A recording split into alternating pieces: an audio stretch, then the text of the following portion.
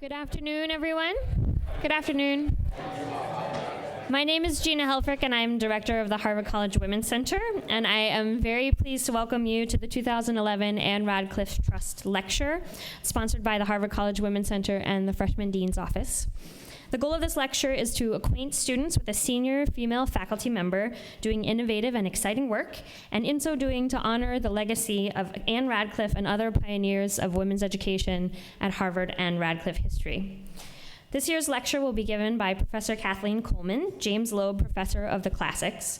Professor Coleman's research brings together the literature, social history, and material culture of the Romans.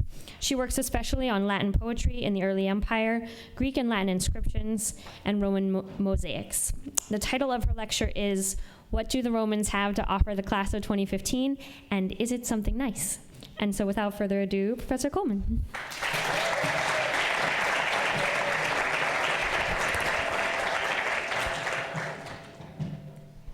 Thank you very much, Gina, and welcome to the class of MMXV. Is the microphone working? Good. Today I've been given the chance to talk to you about my research, and I've been given that chance because the occasion of this lecture was specially created in memory of a woman called Ann Radcliffe, who lived 400 years ago. She was born in 1576 in the time of Shakespeare, and she died in 1661 at the extraordinarily advanced age, for those days, of 85. She was the very first female benefactor of Harvard College. Her husband, Thomas Moulson, died in 1638, and 5 years later, out of her inheritance, she endowed a scholarship here at Harvard, thousands of miles from where she lived in England. So this lecture is named for her to keep her memory alive and give us a special occasion to do something meaningful for ourselves and for each other. Here at Harvard, it is impossible to forget that we are the cumulative beneficiaries of the achievements of our predecessors. All around us, the stately buildings of the Yard carry the names of our benefactors. Weld Hall, endowed by a member of a prominent political family. It was a visit to England by Thomas Weld in 1643 that prompted Ann Radcliffe to make her bequest to Harvard. Widener Library, commemorating a graduate of Harvard who died on the Titanic with his father. Phillips Brooks House, called after a great preacher and Episcopal Bishop of Massachusetts, and so on. The great names of the past marching round the Yard in solemn procession, incarnate in our buildings. Dozens of Nobel Prize winners have lectured or been educated here and made the name of Harvard great. For instance, the chemist Dudley Hirschbach, who's still on the faculty. Al Gore for his environmental work. Teddy Roosevelt for negotiating an end to the war between Russia and Japan in 1905. Thousands of undergraduates have studied here and gone out to change the world. John F. Kennedy, Bill Gates, Mark Zuckerberg. Hundreds of people who have made history have received honorary degrees. Winston Churchill, Nelson Mandela, Yo-Yo Ma. People we would not otherwise have heard of have endowed funds for the library, and their names are enshrined in the book plates inside the books that you will read while you're here at Harvard. Books on my shelf at the moment include plates saying, "In memory of Arthur W. Tager, class of 1918." From a gift by Samuel C. Butler, AB 1951, LLB 1964. From the bequest of Walter W. Naumburg, 89. As you cross the Yard, think whose feet have trodden here before you and find out about them. And think also about how we remember them and what we remember. The preservation of memory is also the construction of memory. Whom we remember and what for depends upon who controls the means of commemoration. This was a very Roman preoccupation, and as a scholar of Roman culture, I am concerned every day with the way we remember the Romans? How do we know anything about them? And is what we know true to who they actually were? The title of my lecture poses a question. What do the Romans have to offer the class of 2015, and is it something nice? The short answer to that question is the Romans have something to offer to the class of 2015 on virtually every subject imaginable, and it is sometimes nice, but not always. The topic of memory, how it is constructed and preserved, will give us a chance to sample those offerings and determine their ranking on the niceness scale, and decide whether nice is even a valid category in the acquisition of knowledge and understanding. When you think about it, even the period that we call late antiquity ended nearly 1.5 millennium ago, at the advent of what is known as the Middle Ages. It is absolutely astonishing that we know anything at all about the Romans, whose civilization in recognizable form spanned the period from the 8th century BC to roughly the 7th century AD. Some of the fabric of their civilization has been preserved accidentally. The detritus of everyday life, preserved in layers of soil to be found by modern archaeologists, lamps, hairpins, lead pipes, nails, gladiators' helmets. The list is endless. Whoops.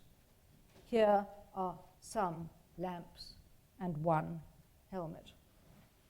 But much of what has been preserved, especially items containing writing, was created deliberately to survive and transmit a message. As the great lyric poet Horace said at the end of his 3rd book of Odes, "I have completed a monument more lasting than bronze and higher than the decaying pyramids of kings, which cannot be destroyed by gnawing rain, nor wild north wind, or by the unnumbered procession of the years and flight of time. I shall not wholly die. A great part of me will avoid Libitina." This is a statement of great pride and also a strong challenge to the Roman belief in bronze statuary and marble buildings as permanently enduring monuments. "No," says Horace, "I who entrust my poetry to papyrus, the flimsiest of materials, will be read long after your bronze statues have been melted down and your stone pyramids have crumbled away." Horace challenges death itself, embodied in the figure of Libitina, the Roman goddess of funerals. This is the only time that she is mentioned in high poetry. Her grove was on the Esquiline Hill in a shabby part of Rome. Horace defies death. "It will take his body, but not his poetry. I shall not wholly die." Get rid of the idea of resurrection and life after death. That is a Christian notion. The Romans didn't believe in it until Constantine adopted Christianity as the official religion of the Roman Empire in the 4th century AD. There was much speculation about what happens afterwards, and different philosophical sects had different ideas about various forms of reincarnation. But essentially, if you couldn't leave some trace of yourself behind, you would be gone and forgotten. That was the end. Basta. Oops. Those bronze statues and marble buildings that Horace challenges were one of the means by which the rich and famous strained to perpetuate their presence on earth. They were usually accompanied by inscriptions telling us who erected them and why. In the case of buildings, this led to a very particular problem concerning buildings that were renovated. Was it ethical to put your own name up there if you had redone an earlier Benefactors building that was in danger of collapse? The Emperor Hadrian did a massive makeover of the Pantheon, the temple of all the gods, originally erected by Agrippa, the right-hand man of the first Roman Emperor Augustus. But Hadrian earned great admiration by his self-sacrificing gesture of retaining Agrippa's name. You can see it clearly there, Marcus Agrippa. Marcus Agrippa. By retaining Agrippa's name as the founder of the monument. A key word here is the word benefactor. buildings were one of the most visible and functional ways in which the rich and powerful could earn renown by contributing to their communities. This is precisely what Mrs. Widener did by tearing down Gore Hall, Harvard's previous library, and building Widener in 1915 in memory of her son, Harry Elkins Widener, class of 1907, who drowned on the Titanic in 1912. If you haven't been into Widener yet, I urge you to go. It looks like a Greek or Roman temple from the front, with that magnificent flight of steps leading up to the porch, and beyond that the outer lobby, the inner lobby, more steps, and finally the inner sanctum, the recreation of Harry Widener's study with all his books, and fresh flowers on his desk every week, thanks to a special benefaction from his mother. In the outer lobby, at either end, there is a plain marble plaque recording Mrs. Widener's benefaction. The plaque on the right as you enter says why she built it. This library, erected in loving memory of Harry Elkins Widener by his mother, Eleanor Elkins Widener, dedicated June the 24th, 1915. And the other plaque says who Harry was. Harry Elkins Widener, a graduate of this university, born January the 3rd, 1885, died at sea, April the 15th, 1912, upon the foundering of the steamship Titanic. These plaques are very moving. I encourage you to go into the lobby of Widener and read them. Mrs. Widener is a modern benefactor of Harvard. Let's think a little bit about how her benefaction stacks up against the benefactions that a wealthy Roman might give to his community. One of the most passionate debates taking place in the United States at the moment concerns the role of government. What it is the responsibility of the state to provide, and what should be provided by private citizens who have the means to do so. Well, how did that work in ancient Rome? One of the most fascinating things about the Roman world is how hard it is to find out how things did work, in fact. How was it, actually, that a community might acquire an amphitheatre, or be able to put on games, or have a public bath building, or be able to supply oil, the ancient equivalent of soap, for the people who came to use the bath once it was built? We are lucky to have a few inscriptions containing the charter documents for Roman colonies founded abroad, and such as the Roman colony in Spain at Urso, founded by Julius Caesar just before his assassination. This is a long document. A very small part of it is up on the screen. And the bit I've given you is part of the complete whole detailing what the city will provide. And this little piece tells us that the colony will provide a subvention of 2,000 sesterces for a regular gladiatorial show.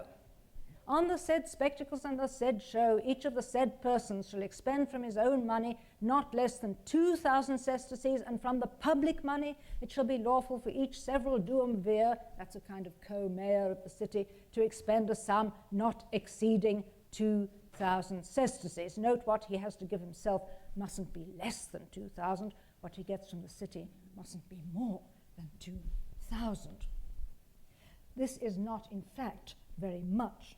And so it is highly likely that officials putting on obligatory gladiatorial shows at Urso would have had to have used an enormous amount of their own funds to supplement what the city was prepared to give. But clearly, it would seem a more generous and self-sacrificing gesture to refrain from using eligible public monies at all. Oh, no, I won't take your 2,000. No. And that is exactly what benefactors obliquely boast of having done with the cryptic Latin phrase de sua pecunia, with his or her own money. Take the dedicatory inscription from the amphitheatre at Pompeii, built just after the Roman colonists were settled in the city in 80 BC. Gaius Quinctius Valgus, son of Gaius, and Marcus Porcius, son of Marcus, let me give you the text, duo viri, with censorial powers over the colony, saw to the construction of spectacula as a duty of their office at their own expense, and to the residents of the colony, they gave the site in perpetuity. This is a nice example because it prompts us to ask the question, cui bono, to whose benefit? And the answer is to the benefit of the colonists. Pompeii, which you see on the screen, was already a Samnite city with a long history when the Roman colony was planted there. And archaeologists have recently discovered traces of a Samnite residential quarter underneath the amphitheatre. Evidently, locals had their houses bulldozed, or the Roman equivalent thereof, when Valgus and Porcius proudly erected their benefaction, which they simply called spectacula, seeing places. But that removal of the Samnite housing was evidently of no consequence to Valgus and Porcius. And the Samnite inhabitants of Pompeii were in no position to put up a plaque commemorating the removal of some of their houses. So if it weren't for archaeology, we wouldn't know that there's an alternative history to the one so authoritatively presented by Valgus and Porcius. The winners write the history books, or at least compose the raw material from which they are written. Pompeii was preserved because of the tragic eruption of Vesuvius lurking in the background in AD 79 CE. Otherwise, the amphitheatre would doubtless have disappeared long ago, forming the foundations to subsequent buildings. Guess what was under that town square in Lucca 2 millennia ago? Or dismantled stone by stone in the Middle Ages to provide doorsteps and lintels and building blocks for churches and houses and other vital structures, or simply melted down in kilns to produce lime.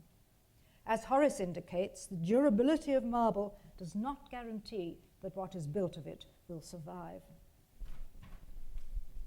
Marble statues were just as vulnerable as buildings, fodder for the lime kilns. And bronze, too.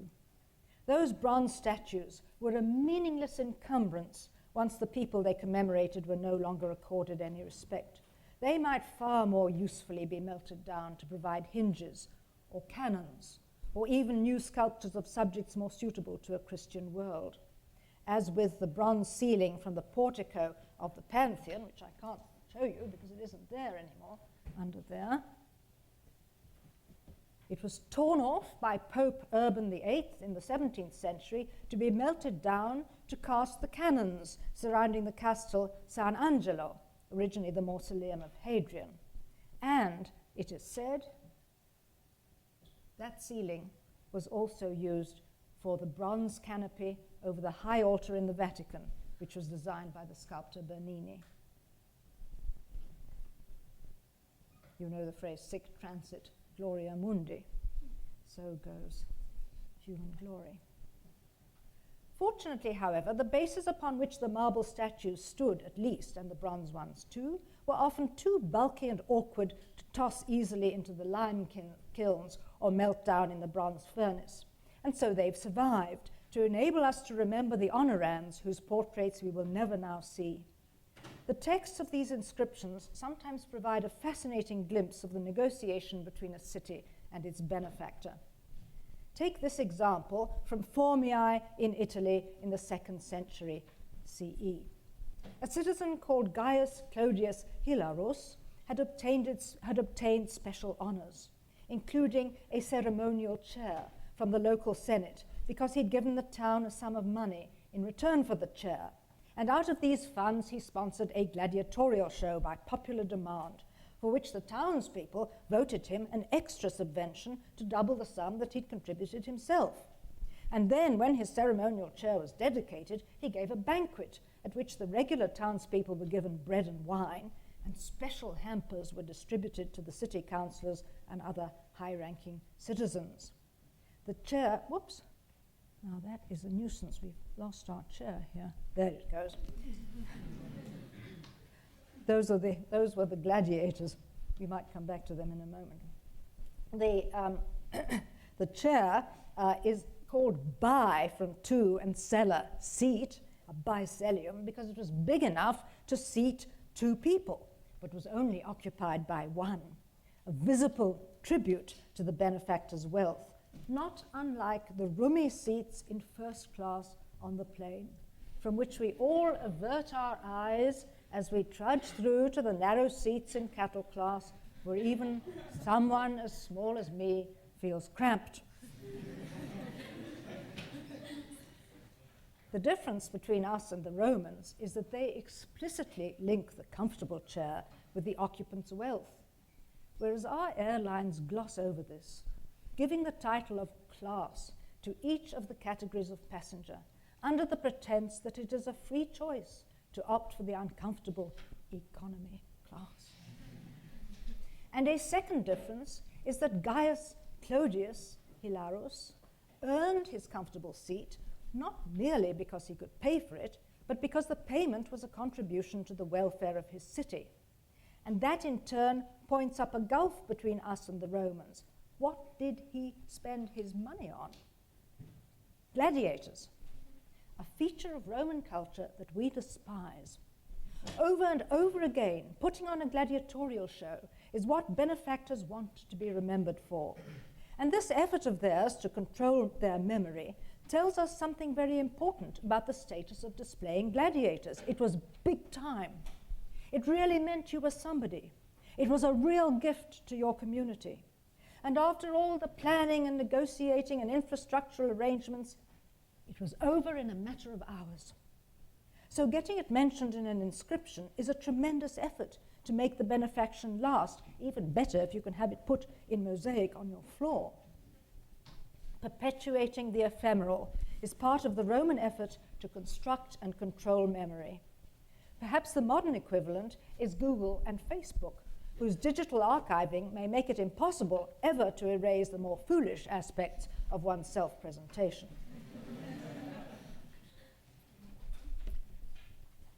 If you look around the yard, you will see plenty of benefactions. Gates, walls, buildings, everything you see has been paid for by somebody. But the dollar amount is never mentioned. Can you imagine Mrs. Widener putting up a third plaque in the outer lobby of Widener, tabulating the astronomical sum she spent on the building, far more than she intended to spend, as a matter of fact? Yet the craze for precise factual records in the Roman world caused what for us are precious tabulations of the exact sums that people spent and the subsidies that they received. Possibly the city insisted on this when subsidies were involved. I don't know whether anyone has done an Excel sheet of figures mentioned in benefactors' inscriptions to work out whether benefactors who've not received subsidies tend not to mention actual figures. But in any case, it is not only monetary amounts that are recorded with faithful precision. It is also the exact scope of the benefaction that is frequently recorded in terms of number of gladiators displayed and number of beasts dispatched. Take an inscription from Minturnae, a small town on the west coast of Italy. The main part of the inscription describes how the town council voted a statue to a certain Publius Baebius Justus in the year AD 249, that's 249 CE, because he had put on a gladiatorial display when he was elected co-mayor, duumvir, including 3 pairs of gladiators and some bears and herbivores. And then on the side of his statue, further details are given. Over 4 days, he displayed 11 pairs of gladiators, out of whom 11 individuals were killed, along with 10 bears and 4 herbivores every day. Oops, I forgot to put the herbivores in, sorry. They should be there. So 4 herbivores over 4 days makes 16 herbivores. This entire statement is remarkable. From legal sources, we know that renting gladiators was 50 times more expensive if they were killed. So long as you returned them to their barracks in reasonable shape, you paid only 2% of what you had to pay if they died. It is the difference between hire and purchase. Justus displayed 11 pairs of gladiators, and each pair fought to the death. This is an unprecedented statistic. It is calculated that about 10% of fights ended in a fatality, despite Hollywood. In other words, a gladiator had a 5% chance of dying in an engagement, but Eustace's gladiators had a 50% chance. And the bears that he killed, he specifies as cruel bears.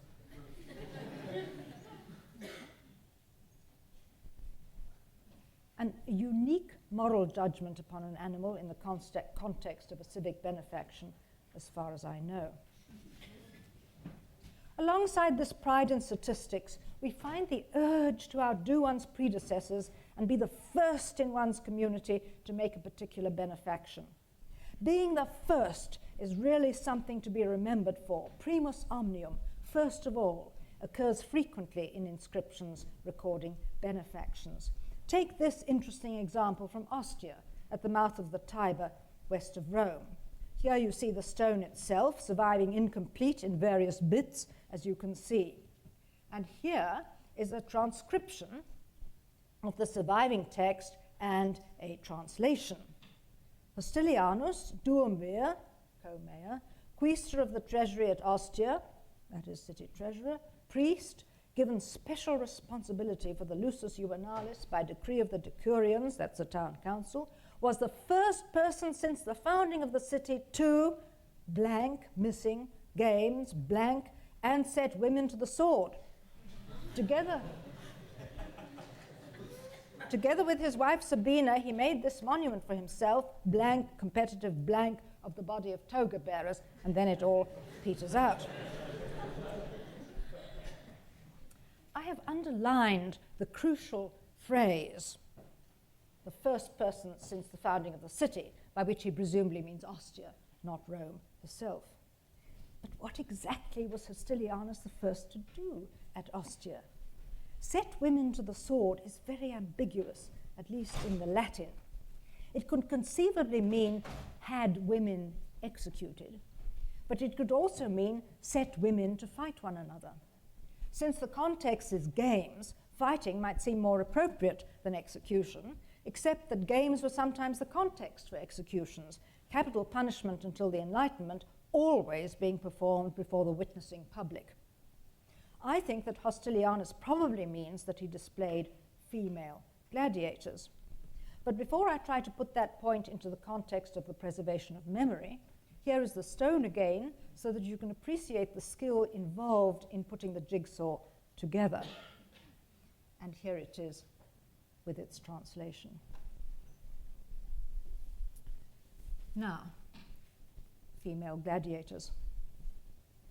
We only know of two by name from the ancient world, although sufficient references to female gladiators have survived for us to be fairly sure that they were occasionally displayed as special turns, profoundly transgressive in the context of gladiatorial combat, as a display of masculine qualities of physical strength and moral courage is what you expect from gladiatorial combat. Here are the two women whose names have come down to us. The information that this stone records is very subtle. First of all, it combines text and image. Two figures are facing one another in combat. The head of the figure on the right is damaged, but depending which way you look at it, we may be seeing it from the front, in which case the shield is in the right hand and the sword in the left.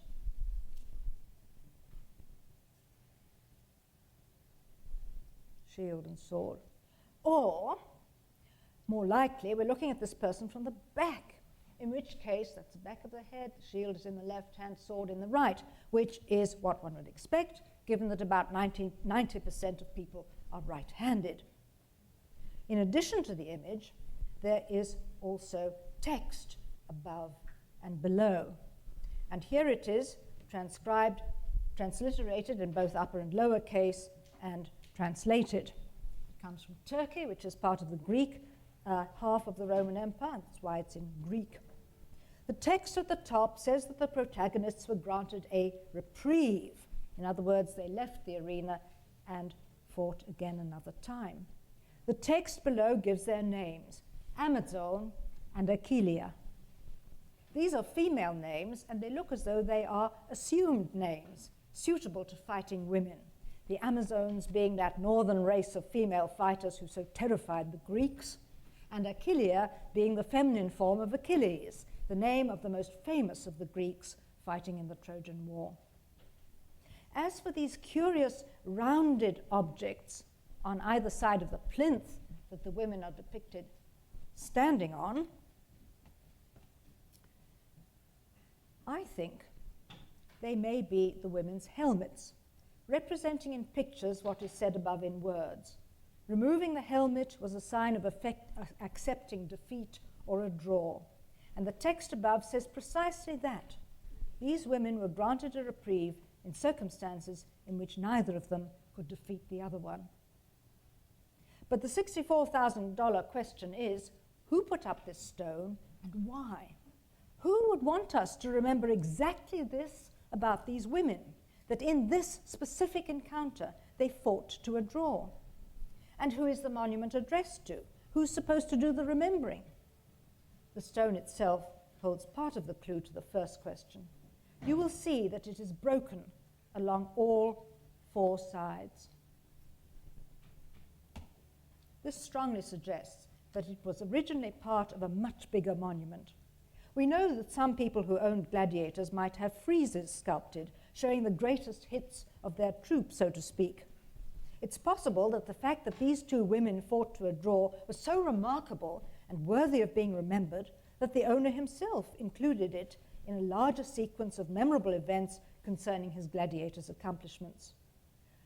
Who it was addressed to depends partly upon where it was put up. If, for example, it was somewhere inside the owner's private property, then it would be for his visitors to admire. Whereas if it was in a public place, then it's really meant for us. That may seem an incredible deduction, given the time lapse. But when you think about it, it's true. A public monument is perforce addressed to everyone who might conceivably see it. The Romans could only conceive of people seeing a monument in situ, on the spot where it was erected. But the camera has made it possible for monuments and the memory that they evoke to travel around the world, which is why you and I are here in SIVA 113 on Monday, August the 29th, 2011, remembering Amazon and Achillea. We don't know anything more about them than what is written on the stone, and remembering is not quite right, since we never knew them in the first place. But we are thinking about them as actual people who lived in the past. And regardless whether they had children or husbands or parents or anything else, our memory of them is almost entirely controlled by what the sponsor has put on the stone. They were female gladiators. They fought to a draw, and they were called Amazon and Achillea. Let's pause for a moment to consider this issue of audience, particularly private audiences. Maybe Widener Library will be a helpful example again. The inscription on the outside, which if you've got extremely keen eyesight you may be able to see there, just gives the name of the building and the date it was constructed. The inscription on the outside tells you just that, name, year. Anyone who walks through the yard can see that.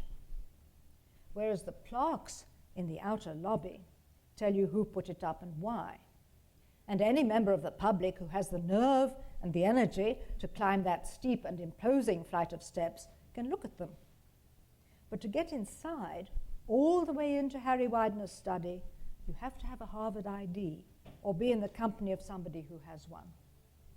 Harry's study has no inscription. People's studies usually don't. But it is a shrine to his memory. It contains his books, one of the most personal and revealing possessions that anyone can own. And at all times, Harry's study contains that vase of fresh flowers I mentioned, the symbol of his mother's love. To see it, you have to go there in person.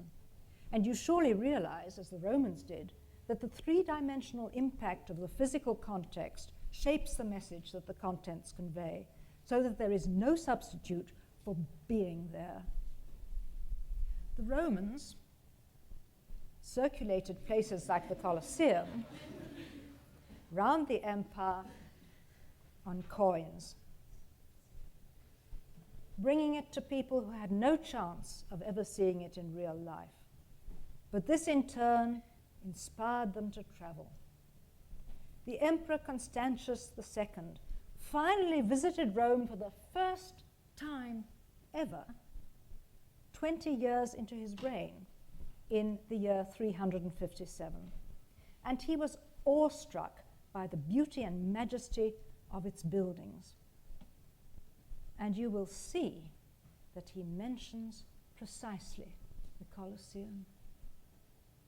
The enormous bulk of the amphitheater in its framework of travertine stone, to whose highest points the human eye can scarcely reach. And then at the end, when the emperor had seen the many sights with awe and amazement, he began to rail at fame as incompetent or spiteful, because although always exaggerating everything, in describing what there is in Rome, she is so inadequate. After thinking for a long time what he might do there, he determined to add to the beauties of the city by an obelisk in the Circus Maximus. Rome was a museum of the Roman past. Constantius II saw it and remembered.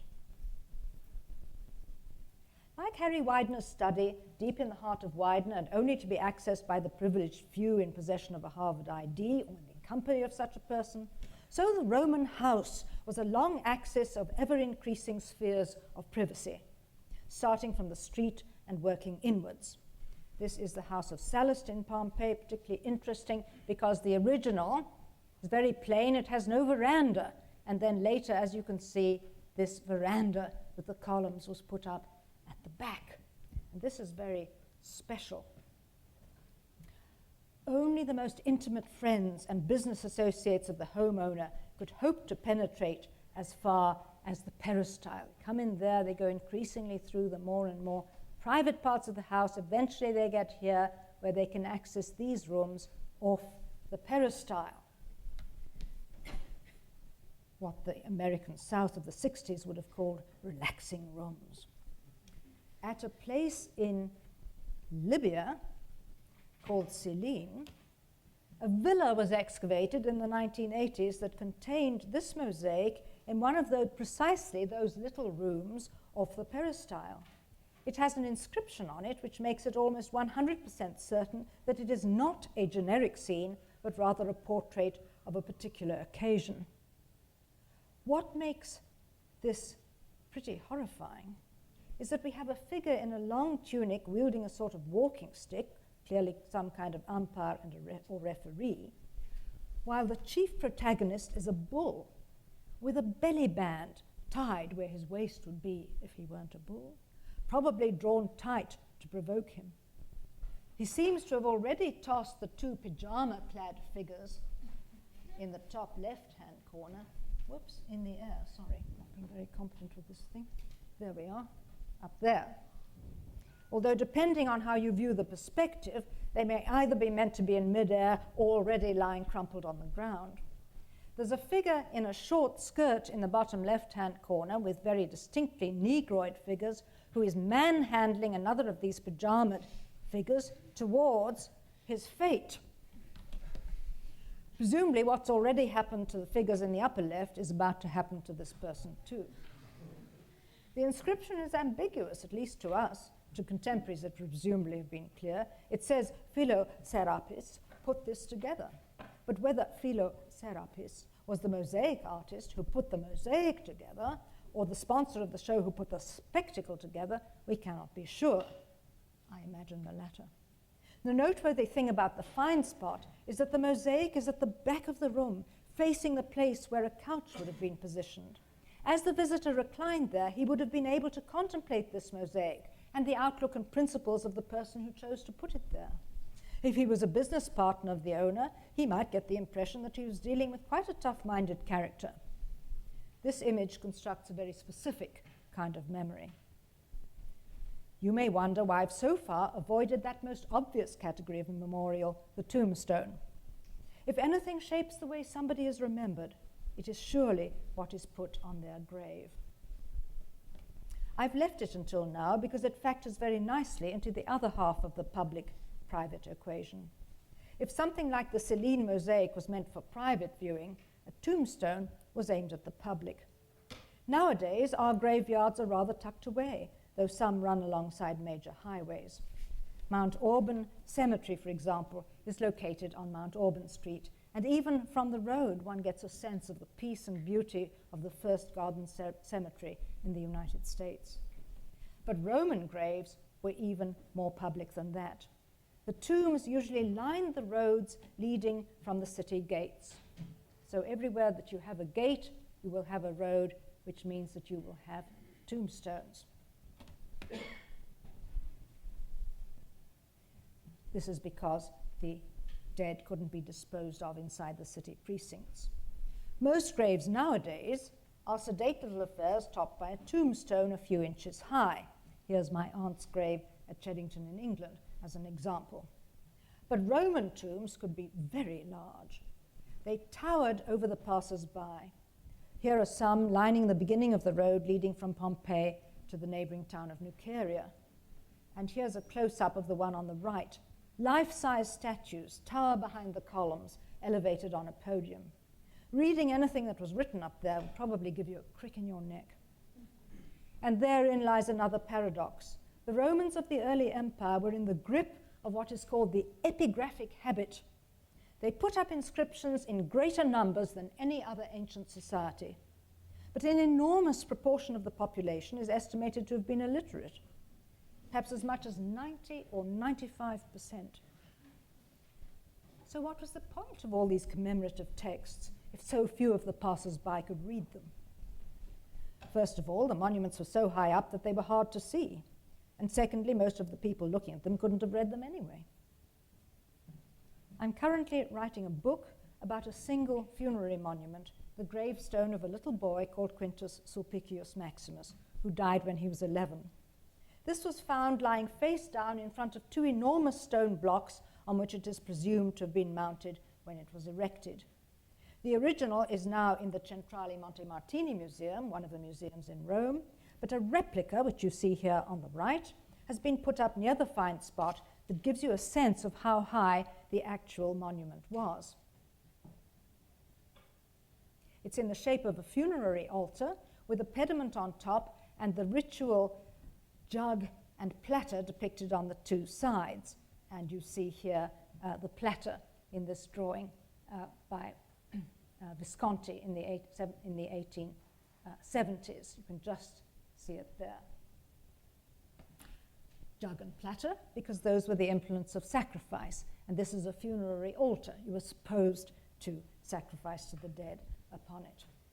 The stone is divided into 3 registers. Here's another replica filled in red for legibility, just as it would have been in antiquity, supposing one could read it. On the top register, there's a portrait of Maximus. In the middle register, there's his epitaph in Latin. And underneath, there are 2 funerary epigrams in Greek. All around the actual portrait is his poem, inscribed in Greek. It's a poem that he had composed extempore at a competition. His parents were so proud of the poem and so devastated by their son's death that they put up this incredibly expensive and intricate monument in his memory. Let's have a quick look at what they say. Here is the Latin epitaph, and here is what it says. Sacred to the spirits of the dead, Quintus Sulpicius Maximus, son of Quintus of the Claudian tribe from Rome. He lived 11 years, 5 months, 12 days.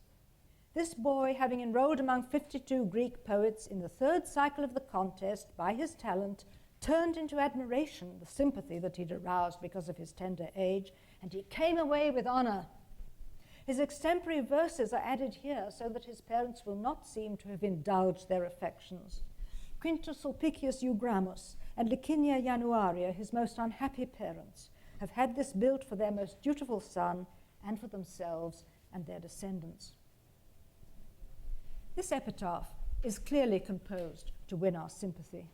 The parents of Quintus Sulpicius Maximus were freedmen. They'd formerly been slaves. Their monument to their son is part of their assertion of their new place in the world. It's shocking to us that almost nobody in antiquity, no philosopher, no Christian author, questioned the institution of slavery. And yet, paradoxically, there were means of escaping from this status. Maximus's monument does not attempt to hide his origins. His parents' names, Eugramus and Januaria, and the statement of his domicile in conjunction with his tribal affiliation of the Claudian tribe from Rome, declare it. The family had arrived. Sulpicius Eugramus and Licinia Januaria are very proud of their son and what the first generation freeborn have done. And they want to show that their boasts are not idle. They give his age down to the last day. They specify the number of contestants he competed against, and they give his grade in the competition. But what about what they don't say? What about the silences that contribute to our picture of this little boy? The parents don't tell us whether Maximus's 51 fellow competitors are children or adults. We can perhaps infer from the parents' pride that they were adults, but we cannot be sure. Makes a difference whether he was competing against other kids or against grown-ups. And the parents don't name the competition, they just call it the contest. We know that the only competition in Rome that included Greek poetry and got as far as 3 iterations was the Certamen Capitolinum under the Emperor Domitian. The 3rd cycle was held in the year 94. But the parents don't name the emperor, even though we know that he presided over the event himself. And this seems a very strange omission. Domitian was assassinated, and his statues were torn down or defaced. This is one of the very few to have been survived, and it's not in terribly good shape. I wonder whether the tomb was only erected after the death of Domitian, when it would have been tactless, not to say risky, to associate the deceased with the disgraced emperor. On the other hand, not to have named Domitian if he had been still alive would have seemed equally tactless and even more dangerous. So immediately, we can see how the parents are shaping Maximus's memory, eliding the Emperor Domitian from the record of their son's precocious achievement. And they don't say how many contestants competed cum honore, with honor. Maybe everybody who wasn't actually placed as a winner or a runner-up came away with this commendation as a sort of consolation prize. And the parents don't address the discrepancy between the extempore nature of the poem and the fact that the text appears on the stone. If the poem really was off the cuff, how come the text survived? And in any case, why put all this on the stone if almost nobody would ever be able to read it? Part of the point must be the keeping of the record. The text is there for anybody who takes the trouble to consult it. Look at Trajan's column. There are no texts here, just the spiral frieze, following Trajan's inexorable progress to victory in the Dacian wars. But a frieze is just as legible or illegible as a written text, and it can control memory just as powerfully. Trajan's soldiers are disciplined. They are pious. They deliver to the barbarians their true deserts. Probably nobody could see the details, even if the frieze was picked out in brightly colored paint, not even if they climbed to the top story of Trajan's Greek and Latin library, flanking the column on both sides. But the narrative is there, defining the record for posterity. There are plenty of contemporary examples. Take the Lincoln Memorial. The frieze, immediately above the colonnade, that's this one here, okay? This one here, records the 36 states that belonged to the Union at the time of Lincoln's death in 1865, and the dates on which they joined it. Above the cornice is another frieze, this one up here, which records the names of the 48 states composing the Union at the time when the monument was dedicated more than half a century later in 1922. How much attention the average visitor pays to these two friezes, or whether he or she understands the difference between them, is debatable. But that does not diminish the record that they represent, nor does it diminish the message that they contain. The Union mourned Lincoln at the time of his death, and the much larger Union still mourned him and consolidated his memory when the monument was put up. Inside, the statue of Lincoln and the text of two of his most famous speeches, the Gettysburg Address, which you see here, and the second inaugural address, define how he is to be remembered. His own words are more powerful than any biography. The Emperor Augustus composed the text that was to be inscribed on two bronze columns outside his mausoleum.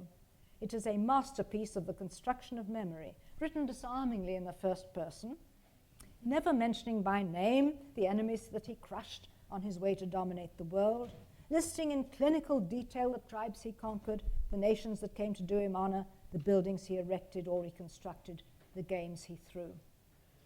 It is entitled simply Res Gestae, Achievements. Historians struggle to deconstruct this construction, reading between the lines, identifying the silences, comparing Augustus's own discourse with the narrative surviving in other scraps elsewhere. The Romans were a sharply memory-conscious people. Their efforts to construct, control, and preserve memory are just one of a myriad ways in which they have something to teach us, in this case about habits of commemoration and control in our own society, which in so many ways was modeled upon theirs. So much that we take for granted in our own society suddenly leaps into focus when we contrast it with a society in a very different time and place. Some of what we see in that society looks nice, much does not. So it is with our own. But nice or not, we have to deal with it. When you cross the yard, be grateful for our predecessors, whose memory is enshrined in so many ways, from buildings to book plates. But remember that the story these artifacts provide is only one possible narrative. If it becomes the only narrative, then history is defeated, fallen victim to the control that the present struggles so hard to exert over both the past and the future. Thank you.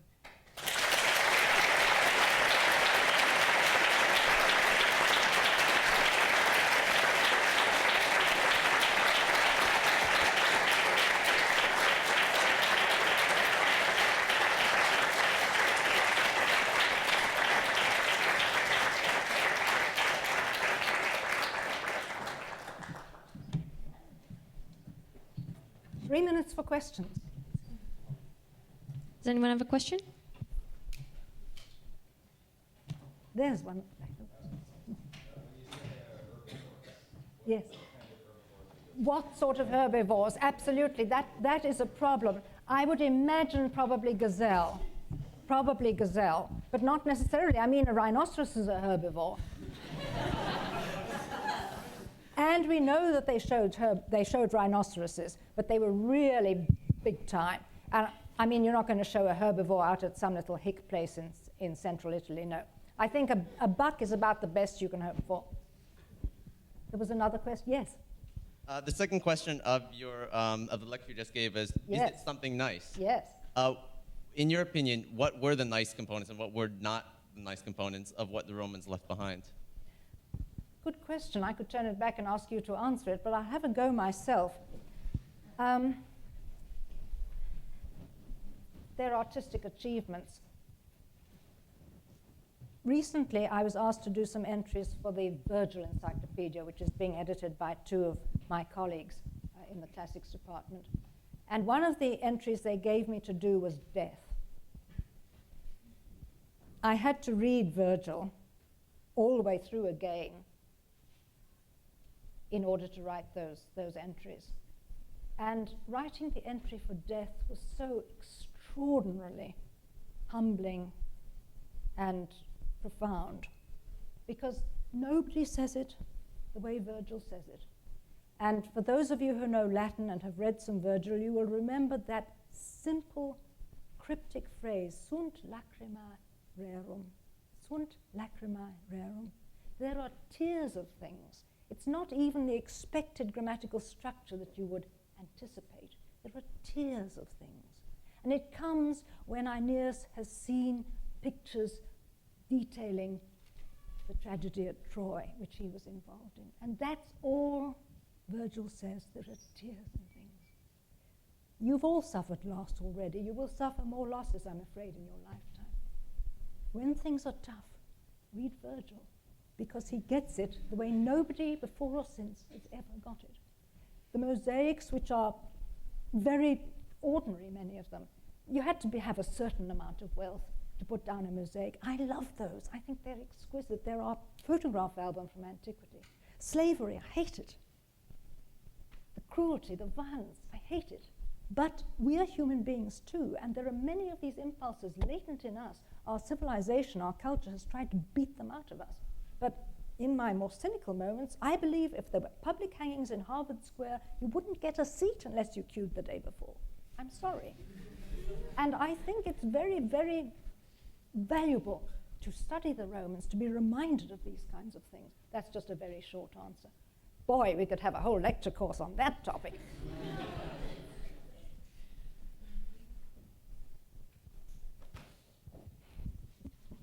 I was very intrigued by the plaque of the female gladiators. Is it known who erected them? Well, all I can think is that it was possibly the owner of the troupe who put this stone up. It's not a funerary monument, it's not a tombstone. That's how we know most of what we know about gladiators, actually, from these funny little tombstones that the survivors put up. But that's not a tombstone, so I think it's one of these sort of like a curiosity advertisement. Look at the cool things I did with my gladiatorial troupe. Boy, I had these female gladiators and they fought to a draw. Oh, wow. Go and dig somewhere. Find me another one. I need another example. I think we have time for one more question. Yes. What factors would you say made the Romans so... Thank you. What factors would you say made the Romans so extraordinarily conscious of how they would be remembered when compared with other civilizations of the time? Well, yeah, I don't know whether they were more conscious, actually, than other civilizations. Because they were particularly gripped by this so-called epigraphic habit and put up so many tombstones, we have more evidence for them than we do for comparable cultures. I think most cultures worry about how they're going to be remembered, but I think it's a particular problem when there isn't a religious belief in an afterlife. I mean, the best you could hope for, really, was if you were a Pythagorean, you might come back as a cabbage or something like that. But, you know, that's not much consolation, really. And so, yeah, I would think that it's partly that. Come and study with me, then we can look at all these things. Let's thank Professor Coleman again.